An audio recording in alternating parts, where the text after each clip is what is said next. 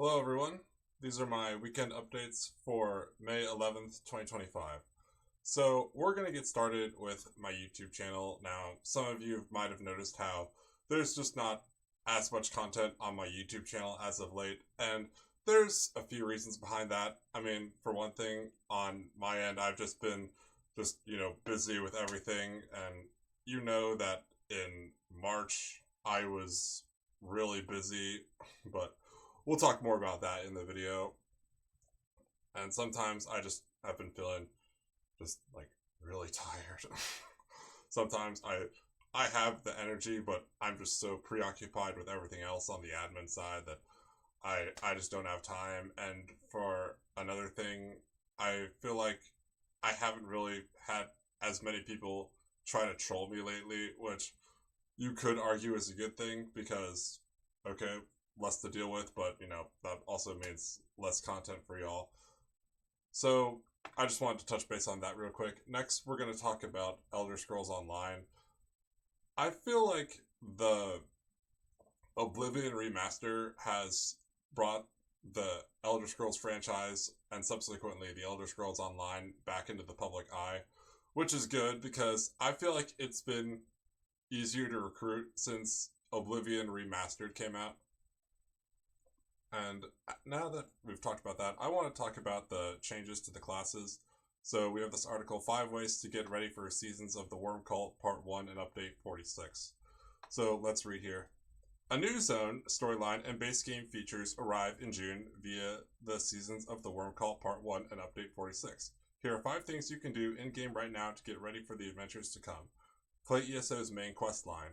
The Seasons of the Worm Cult storyline is a true sequel to ESO's original main story questline, so what better way to prepare for Part 1 than to make sure your character has completed it? Help the 5 companions undo the mistakes of the past and stop Molag Bal from dragging Nirn into his realm of Coldharbour. Once complete, you'll know all you need to know to get the most out of Seasons of the Worm Cult Part 1. Even better, May's Golden Pursuits campaign contains a host of base game activities including completing quests, slaying foes in early zones, and more. Go earn that free house. Preparing for subclassing. The upcoming Update 46 base game patch includes the all-new subclassing system, allowing you to mix and match the skill line to create your ideal build. If you want to get the most out of subclassing, you should ensure you have a character that has reached level 50 and have a bunch of spare skill points ready when the new system goes live in June. Hang on to those XP and respec scrolls too. Find stalwart allies. While adventuring in Solstice, you'll encounter no shortage of allies willing to help you battle the cult. However, you can already meet many of them on mainland Tamriel right now. Prince Azah can be found as part of the Alakir Desert Zone story, while others, such as Scorda the Knife and Gabrielle Benalay, are featured in the Rivenspire and Glenumbra Zone storylines respectively. Why not get to know your allies before beginning your next adventure? Battle the Worm Cult. ESO's main story isn't the only way to take on the cult, and you can often find them worming their way into much of Tamriel as you explore. Why not learn a little bit more about your enemy by battling them wherever they might be found? For example, you could always join the Famous Fighters Guild, which plays a major part in the ongoing war against Molag Bal and his minions with its own unique questline and story. Alternatively, you can discover cult activities within the town of Nimilton in the Rift or the Bone Orchard in Grotwood, or you can encounter cultists within the delve of Abalorica in Coldharbour. Don't forget to shut down any nearby Dark Angers too. Play the new prologue. Finally, leading directly into Part 1, the Seasons of the Worm Cult prologue quest has you team up with Prince Azah to track down the Fighters Guild Guildmaster. The events of this quest point you directly to Solstice and Seasons of the Worm Cult Part 1, and it's free for all ESO players.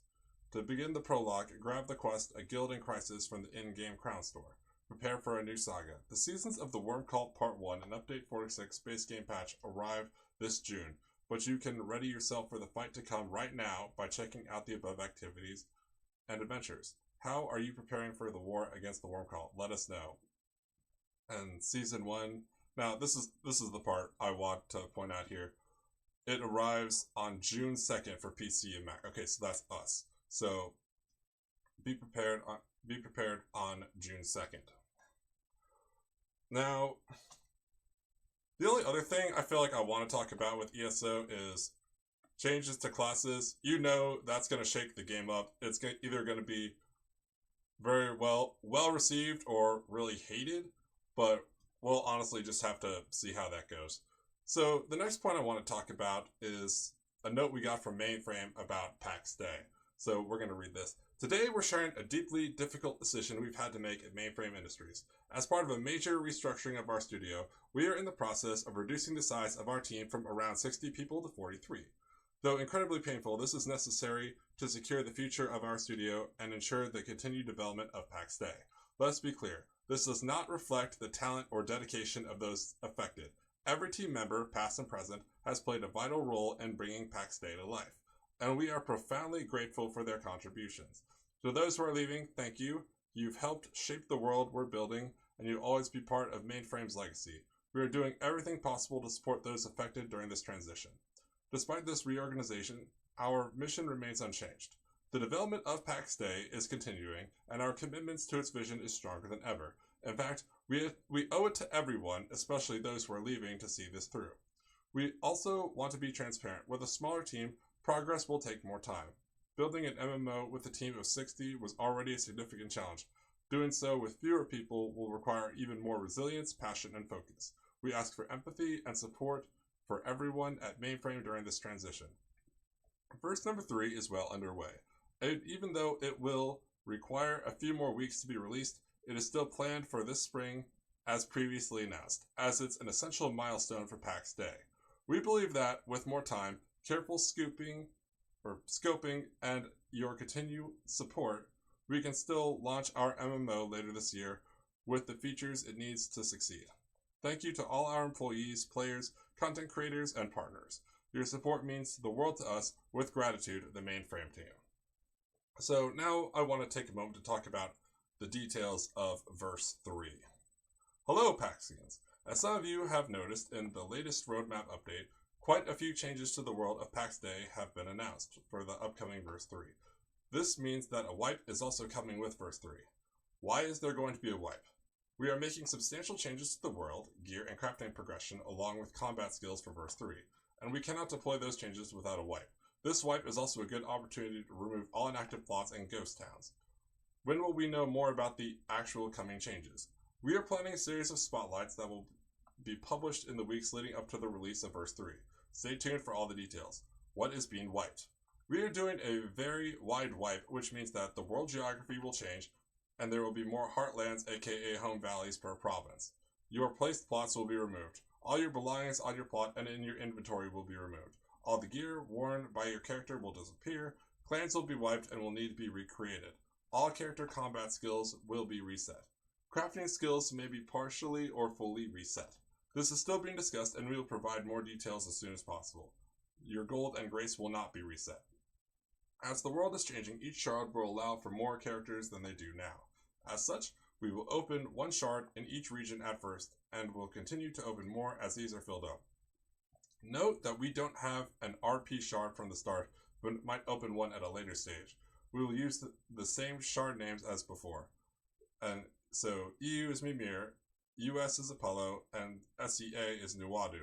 So US Apollo, so that's where we'll be going because we're US based. Okay, next. What compensation do we get as players? We know a major wipe like this might make some players think twice about coming back and testing the newly added features in a revamped world. As such, we plan to compensate you in several ways. First of all, as per previous wipes, we will use the redeeming queue to compensate for the items you've accumulated in the game. Due to the extensive changes to the game economy in this update, most, if not all, items will be converted into the resources from which they were crafted, assuming the resources still exist in the new economy.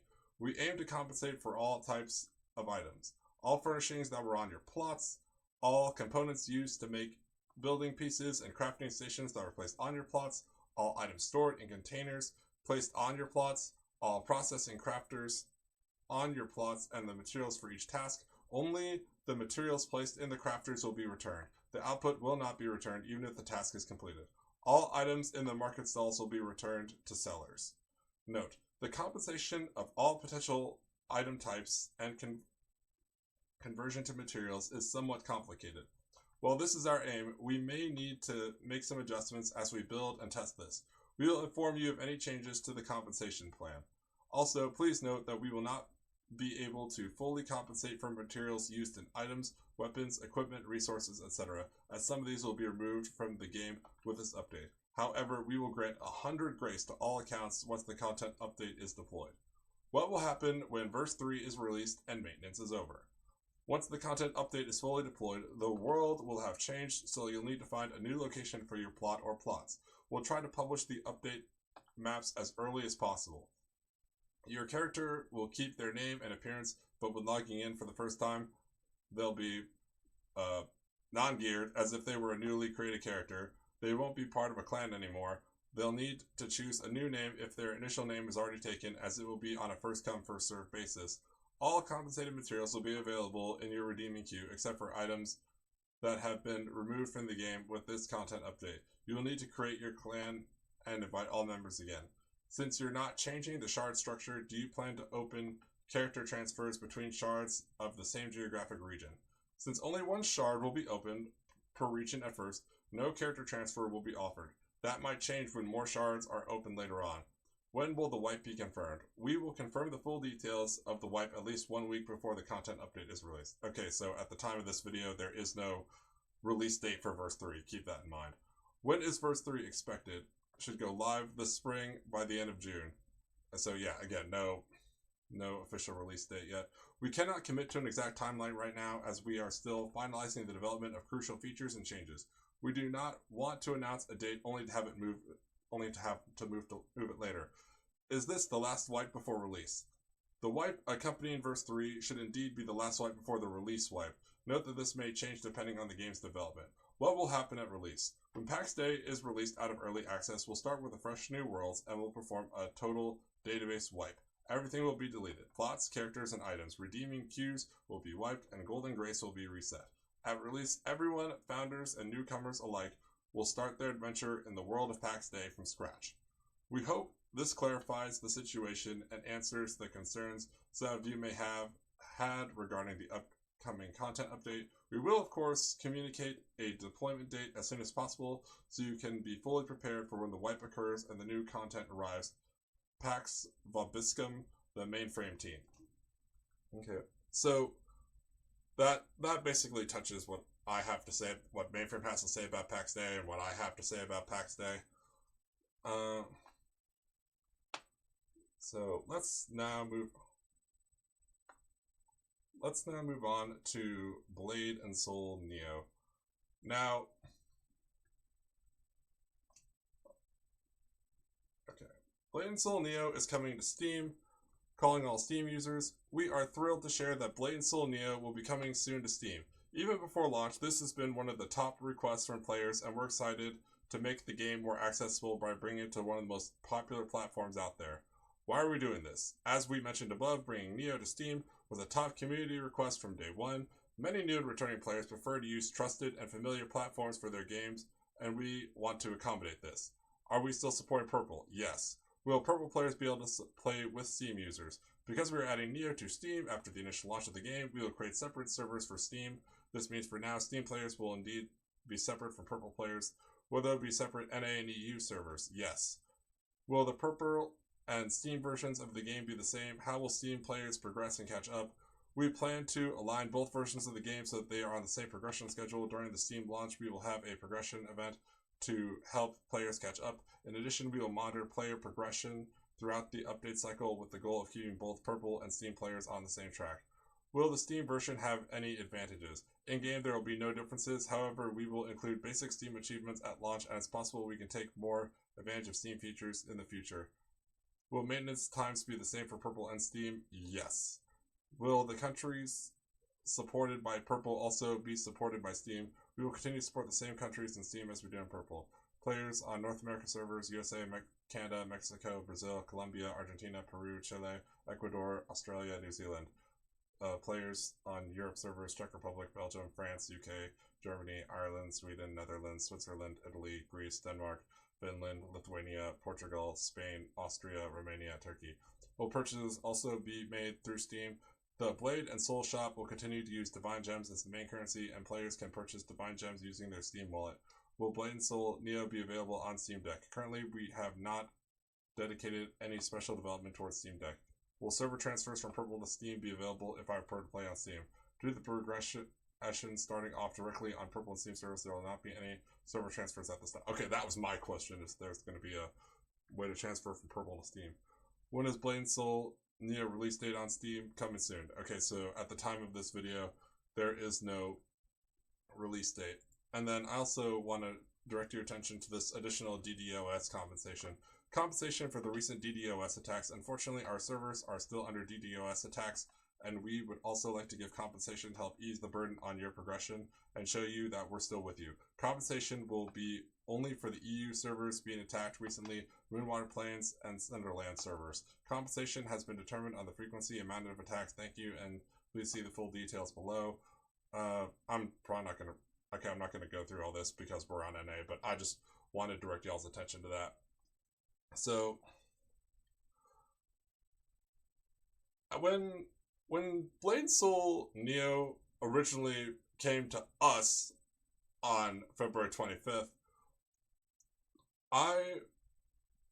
initially I was pretty hyped, but then, because, if you know me, you know I loved the original Blade and Soul, but then when I found out they're upgrading from Unreal Engine 4, or from Unreal Engine 3 to Unreal Engine 4, and we're going to have Infinite Windwalk, I thought to myself, yeah, sign me up. But as we would go on to see, it didn't really deliver like we thought it would.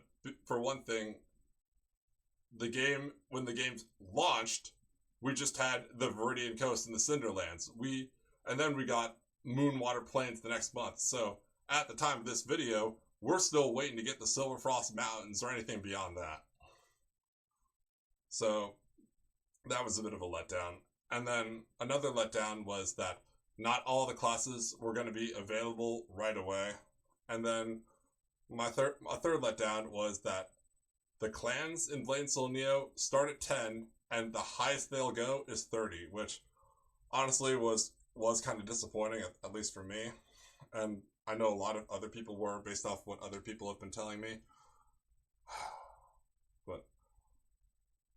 So I honestly just can't really consider Blade and Soul Neo to be a main project for us right now. ESO definitely is, especially like I said earlier with Oblivion, but not Blade and Soul Neo. So now we're going to talk about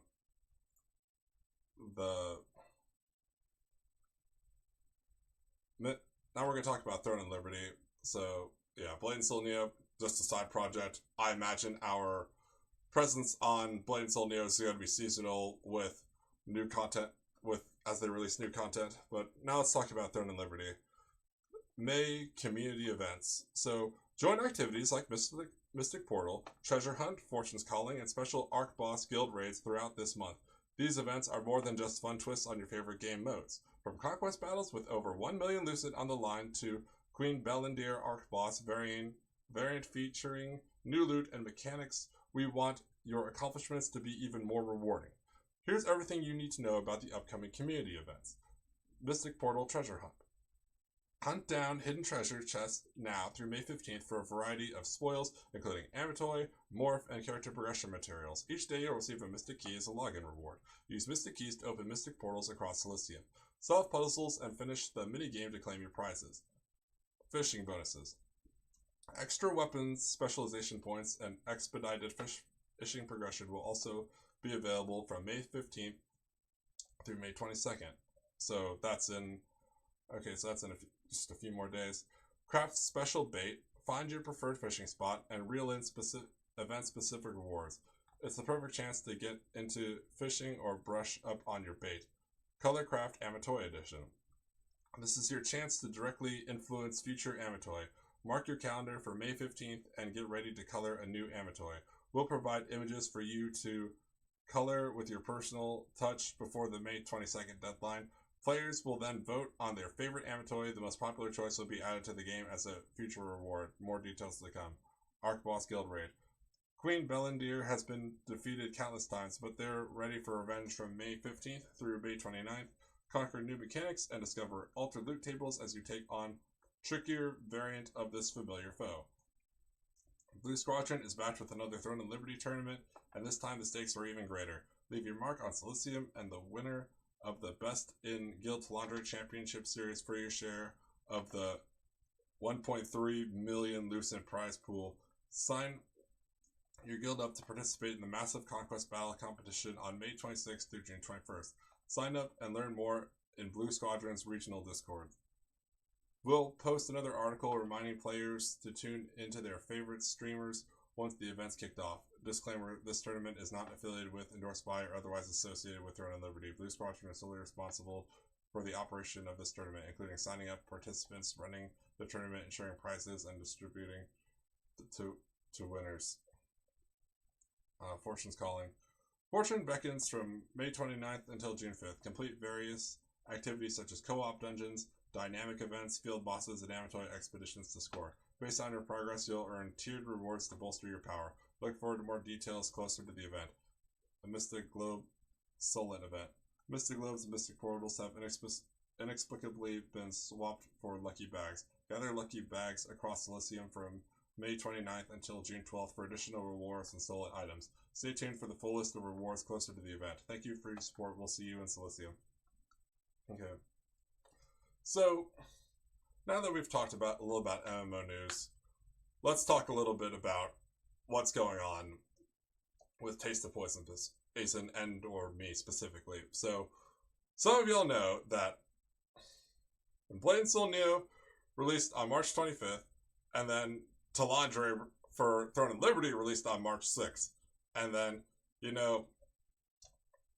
pretty much the entire month of March, I was just doing lots and lots of character progression across 2 MMOs, and that was pretty draining on me.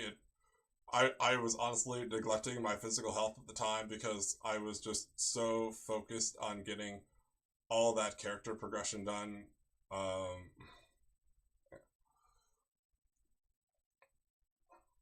So that I would, yeah, not a fun time in my life. I would also like to say that at the time of this video, I am definitely looking for more people to be my officers especially on Elder Scrolls Online and on Throne and Liberty. So I do have some people in mind for both games, but we'll see how this unravels as the weeks go by. So the next thing I want to talk about is Chrono Odyssey. Chrono Odyssey is having a beta. Apparently it's going to be later this month, but for all we know, it could get delayed to next month. That's okay. I mean, I personally am looking forward to it. I think it's going to be a closed beta based off what I've heard people saying. There's whether or not it's going to be under NDA, as far as I know, has not been confirmed or denied at this time. So, I mean, I personally signed up for it. I know other people in the guild have signed up for it. We'll see how that goes. And you know me, I'm hoping that Chrono Odyssey does well. I've been seeing the YouTube content creators like Canon and Society of Gaming. They seem to really enjoy Chrono Odyssey based off the emotion in their voice from the videos. So I genuinely do hope we can turn Chrono Odyssey into a major project for Taste of Poison, kind of like how ESO and Throne of Liberty currently are. And then another game I want to talk about is Soulframe. We don't have a release date yet for Soulframe, though like Chrono Odyssey, I would say it would probably come out either later this year or next year. I do want to see how an MMO Lite will affect us. So we've seen how MMOs do for us, but what about an MMO Lite? Will it be better? Will it be worse? Will it be about the same? I think that'll be it's interesting to think about in theory, but what about in practice? So that's something else we're gonna have to see play out. I think that's about it for now. Have a corrosively wonderful day, and I'll see y'all in my next video.